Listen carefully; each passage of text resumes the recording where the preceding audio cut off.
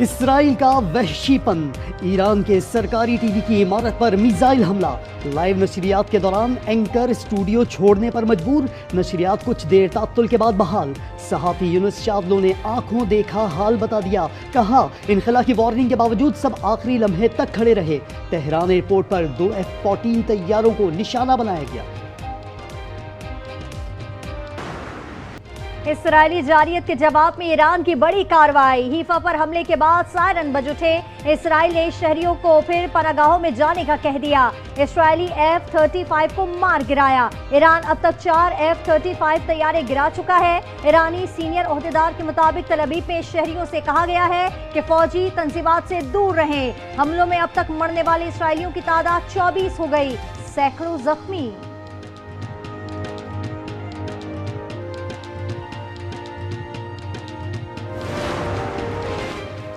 अमरीकी सदर की इसराइल को फिर थपकी। G7 इजलास के मौके पर डोनाल्ड ट्रंप ने कहा इसराइल बहुत अच्छा काम कर रहा है, हमेशा इसराइल की हिमायत की। ईरान पर 60 रोज जाया करने का इल्जाम, बोले ईरान जंग नहीं जीत रहा, उसे चाहिए डील करे इससे पहले कि बहुत देर हो जाए। ईरान से मुज़ाकरात में कोई दिलचस्पी नहीं, आयतुल्लाह खामनई के खात्मे से जंग रुक जाएगी। वज़ीर आज़म नेतन्याहू कहते हैं आयतुल्लाह खामनई के बाद कशीदगी नहीं बढ़ेगी, वो कर रहे हैं जिसकी इसराइल को जरूरत है।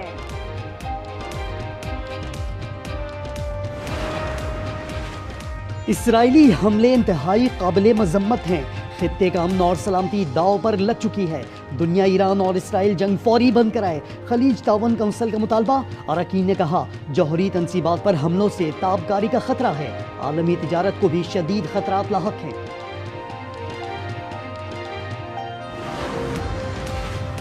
ईरान पर हमला करके इसराइल से अपना वजूद खतरे में डाल दिया। इसराइल का हर कदम उसे तबाही की तरफ ले जा रहा है। तुर्क सदर रजब तैयब एर्दोगान ने खबरदार कर दिया, कहा उसे अपनी गलती का एहसास मुस्तकबिल में होगा, लेकिन उस वक्त तक बहुत देर हो चुकी होगी।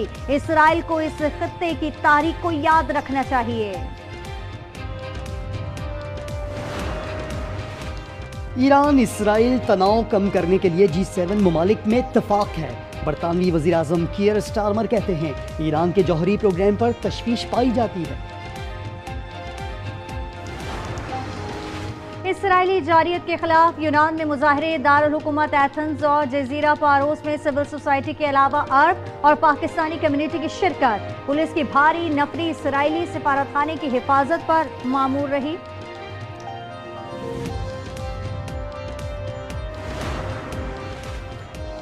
ट्रंप का सोशल मीडिया पर क्लिप AI से तैयार करदा है। पाकिस्तान की इसराइल पर न्यूक्लियर हमले की धमकी की खबर फेक न्यूज़ है। इसहाकदार ने वाज़ेह कर दिया, कहा इसराइल की जुर्रत नहीं पाकिस्तान की तरफ मैली आंख से देखे, ईंट का जवाब पत्थर से देंगे। एटमी हथियार हमारे दिफा के लिए हैं, ईरानी हाजियों को ऑन अराइवल वीज़ा देंगे। ईरान के साथ खड़े हैं और खड़े रहेंगे। इसराइल ने हमला करके ज्यादती की। नवाज शरीफ की लंदन में मीडिया से गुफ्तगू, कहा पाकिस्तान ने एटम बॉम्ब जंग के लिए नहीं अमन के लिए बनाया है।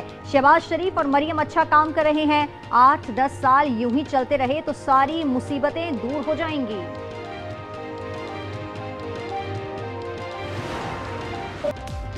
ईरान की पार्लिमान पाकिस्तान तशक्कुर तशक्कुर के नारों से गूंज उठी। सदर मसूद पेज़ेशकियान के खिताब में पाकिस्तान की तारीफ, कहा पाकिस्तान हमारे साथ खड़ा है। पाकिस्तानी पार्लिमान ने हमारे हक में करारदाद मंजूर की।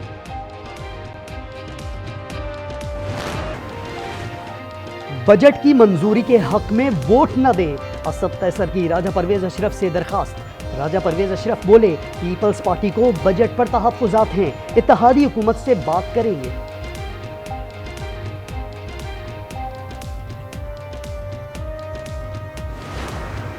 इसमें कुछ चीजें लिखना आप भूल गए हैं। अगर ये रिश्ता मांगेंगे तो इनको कोई रिश्ता नहीं देगा, ये समोसे खरीदेंगे तो साथ में चटनी नहीं मिलेगी। ये 2 पैरों का इस्तेमाल नहीं कर सकते, एक पैर से लंगड़ा के चलेंगे ताकि दूर से पता चले कि ये नॉन फाइलर जा रहा है। नॉन फाइलर्स को कोई रिश्ता नहीं देगा, समोसा खरीदेंगे तो चटनी नहीं मिलेगी, एक पैर से चलना होगा ताकि दूर से पहचाना जा सके। पीपी रहनुमा अब्दुल कादिर पटेल का दिलचस्प तंज, कहा हुकूमत को ये सब चीजें भी लिखनी चाहिए थी। हुकूमत खुशफहमी में है कि पीपल्स पार्टी हर चीज को सपोर्ट करेगी। ईरान में फंसे पाकिस्तानियों की वापसी जारी, 160 अफराद अफगान पहुंच गए। ईरान में ज़ेरे तालीम 152 तलबा की भी वापसी। इराक से 268 पाकिस्तानी ज़ायरीन 2 परवाजों से कराची और इस्लामाबाद उतरे।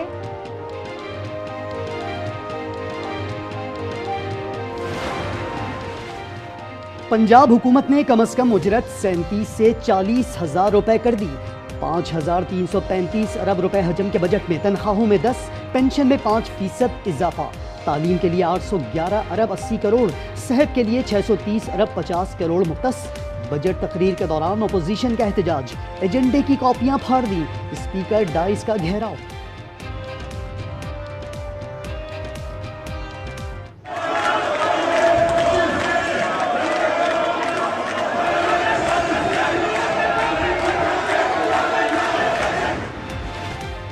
नैब ने रवा साल अब तक 6,000 अरब रुपए की रिकवरी कर ली। नैब सियासी इंजीनियरिंग का आला कार नहीं बनेगा। Chairman lieutenant general Nazir Ahmad retired कहते हैं कारोबारी बरादरी मुल्क की मौशी तरक्की के लिए आगे बढ़े, रियासत मुकम्मल ताउन फराहम करेगी।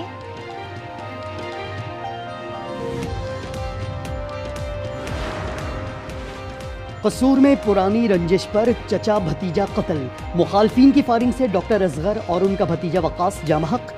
4 अफराद ने घर में घुसकर अंधाधुंध गोलियां चलाईं, फरार मुल्जिमान की तलाश जारी। ओकाड़ा में नाम निहाद गैरत के नाम पर बहन और भांजी का कत्ल, मुलजिम दीपालपुर से गिरफ्तार। पुलिस के मुताबिक शुमाइला और उसकी बेटी सिदरा लाहौर में घरेलू मुलाजमा थी।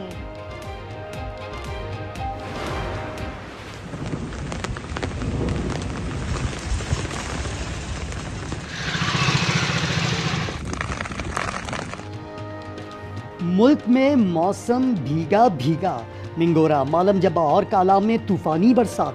पंजाब, खैबर पख्तूनख्वा और बलोचिस्तान में भी बादल बरस पड़े।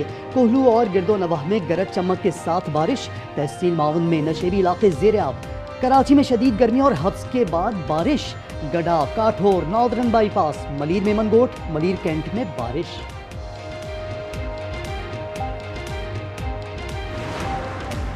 नेशंस हॉकी कप में पाकिस्तान ने फतह का खाता खोल दिया।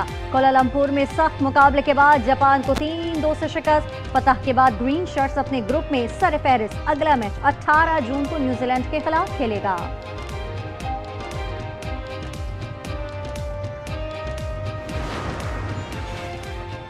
और शंदूर पोलो फेस्टिवल का इनेकाद 20 से 22 जून तक होगा। फलक बोस पहाड़ों के दरमियान 12,000 फीट से जायद बुलंदी पर पोलो ग्राउंड में तमाम तैयारियां मुकम्मल। मेले में पोलो समेत पैराग्लाइडर्स और पैराट्रूपर्स सलाहियतों का मुजाहिरा करेंगे। सयाहों की बड़ी तादाद की शिरकत मुतवक्का।